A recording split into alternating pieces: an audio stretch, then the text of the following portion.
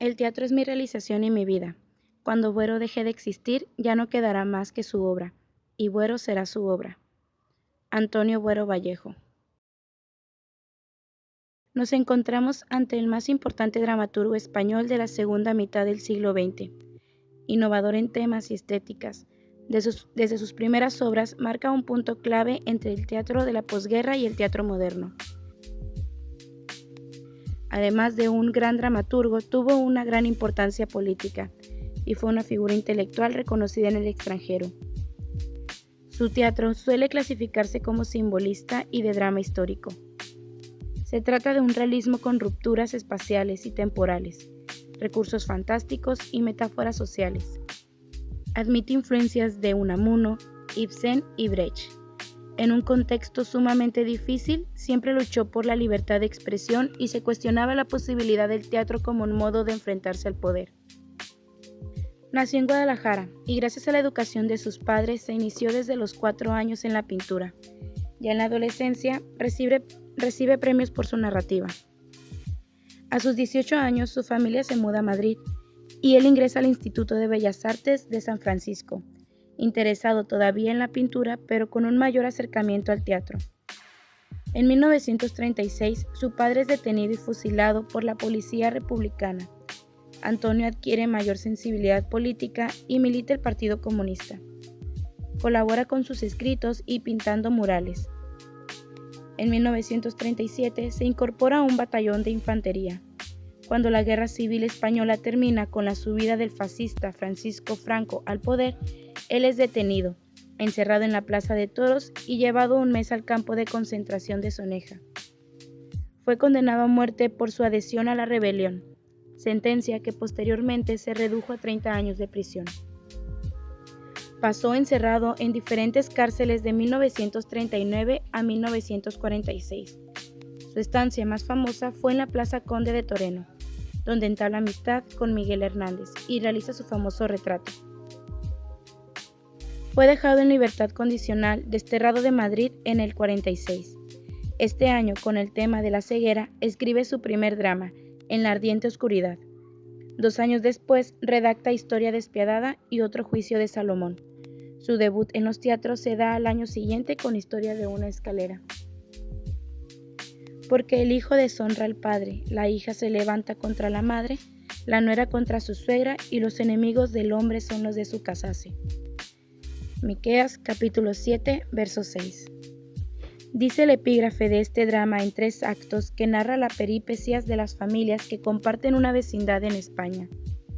Durante 30 años, los miembros de la comunidad se relacionan, intercambian afectos y situaciones conflictivas que los llevan a los límites de su personalidad. Los personajes cambian, sin embargo, hay cosas que nunca lo hacen. Gracias a la avaricia del casero, a la crisis económica de la posguerra y a los patrones tóxicos de conducta de algunos españoles, la modernidad nunca llega a este edificio sin elevador. La escalera se vuelve el personaje más importante, el testigo de los deseos y demonios de cada individuo. Yo sé que yo nunca llegaré muy lejos, y tú tampoco llegarás. Si yo llego, llegaremos todos, propone Urbano a Fernando, amigos en la infancia y rivales en la adultez, que encarnan respectivamente las diferencias entre los pensamientos de la clase proletaria y la burguesía, irreconciliables al final. El recibimiento de esta obra en 1949 hizo que por primera vez en la historia se retirara de cartelera el Don Juan Tenorio de José Zorrilla del Teatro Español de Madrid. En 1950 fue llevada a la Ciudad de México y en 1952 a Santa Bárbara, California. Podría equipararse el peso de esta obra al que tuvo en la narrativa la novela de Carmen Laforet, Nada, o La familia de Pascual Duarte, de José Cela. Este sería el inicio de una reconocida carrera literaria. Estrenó 19 obras en plena dictadura, haciendo un total de 26 representaciones, dejando tan solo 3 piezas inéditas.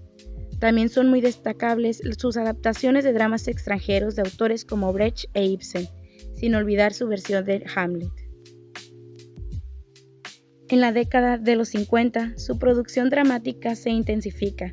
Para 1960 publica Las Meninas, que dirigida por José Tamayo, obtiene el mayor éxito jamás logrado entre el público. Contrae un año antes matrimonio con la actriz Victoria Rodríguez y tienen 2 hijos, Carlos y Enrique. Las tensiones políticas y sus condiciones económicas lo obligan a irse a Estados Unidos en 1966, en donde dictó múltiples conferencias sobre teatro. Algunas de sus obras se censuran, como La doble historia del Dr. Walmy, que se estrena en Inglaterra en 1968. En 1971 se vuelve miembro de la Real Academia Española, habiendo ya realizado varias conferencias en diversas partes del mundo. A sus 83 años sufre un infarto cerebral que le quita la vida. El 29 de abril del año 2000, alrededor de 6,000 personas acudieron a rendirle un último homenaje. A lo largo de su vida recibió más de 40 premios entre medallas, reconocimientos y los homenajes. Antonio Buero Vallejo dejó un enorme legado en el que figuran obras como La tejedora de sueños, Las cartas boca abajo, Un soñador para un pueblo, El sueño de la razón, La fundación, Las trampas del azar, entre muchas otras. Figura que en un país de comedia y sainetes supo popularizar la tragedia y el drama. Antonio Buero Vallejo fue un hombre comprometido hasta el último día con la literatura, pero sobre todo con los españoles, la libertad de expresión y el derecho a vivir con dignidad.